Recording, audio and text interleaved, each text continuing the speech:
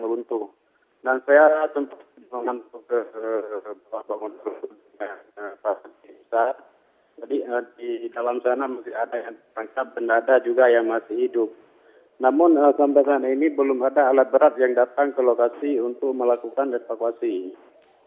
Jadi para tim SAR dan masyarakat ini melakukan evakuasi dengan menggunakan alat seadanya, memindahkan barang-barang untuk mengangkat mayat korban.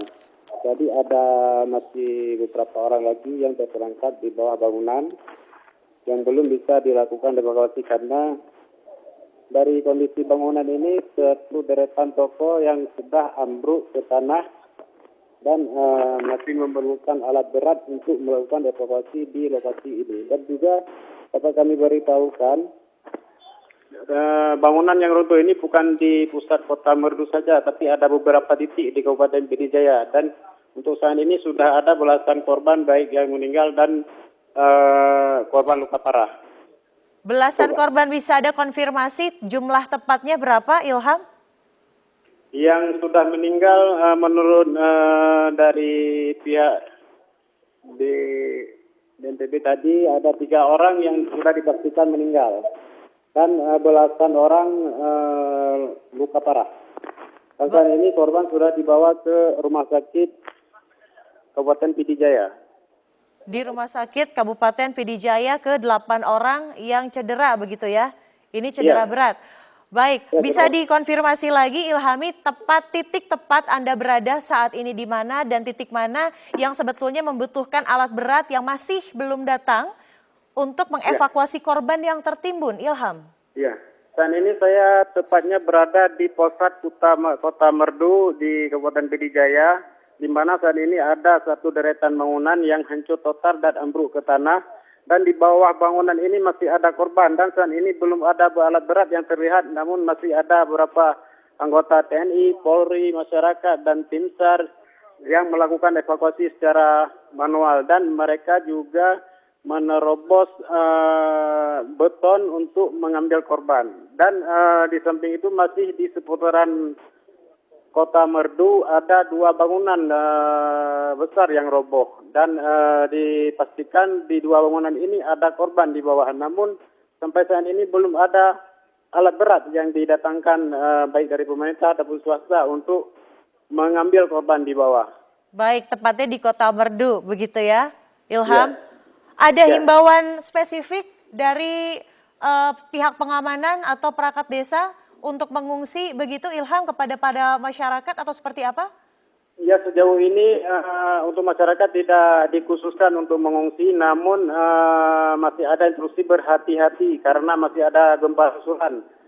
Masih banyak rumah keluarga yang dampak dari gempa agak rentan runtuh. Jadi masyarakat dihimbau untuk berhati-hati dan tidak banyak menghabiskan waktu di dalam rumah.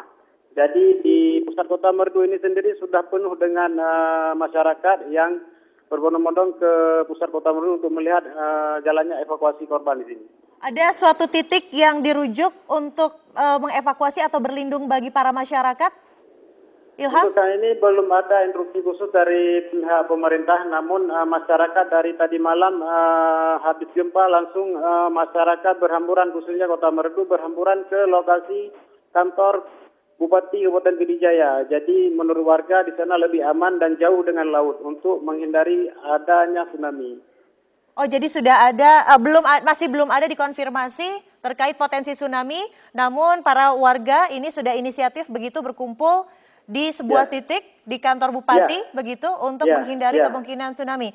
Ilham, bisa Anda ceritakan kembali bahwa seberapa parah sebetulnya gempa 6,4 skala Richter, selain tadi Anda mengatakan ada 2 bangunan besar. Bangunan apa ini tepatnya, Ilham? Ini bangunan toko yang ada yang 2 tingkat dan 3 tingkat. Di dalamnya ada juga orang yang terperangkap di sini. Ini bangunan ini sebenarnya bangunan yang dikategorikan kuat. Bukan bangunan biasa, bangunan toko di pusat kota Merdu, namun ambruk dengan tanah juga. Baik, listrik, pasokan listrik ataupun tiang-tiang listrik apakah masih bisa digunakan oleh masyarakat dalam keadaan aman atau seperti apa, Ilham?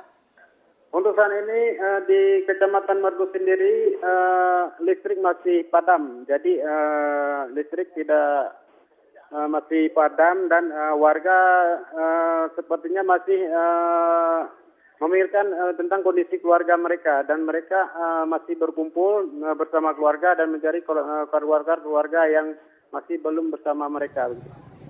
Baik, dikonfirmasi lagi bahwa ini gempanya terjadi pada pukul 5:03 pagi hari tadi, Ilham? Ya, pukul 5 tepat menjelang sholat subuh di sini.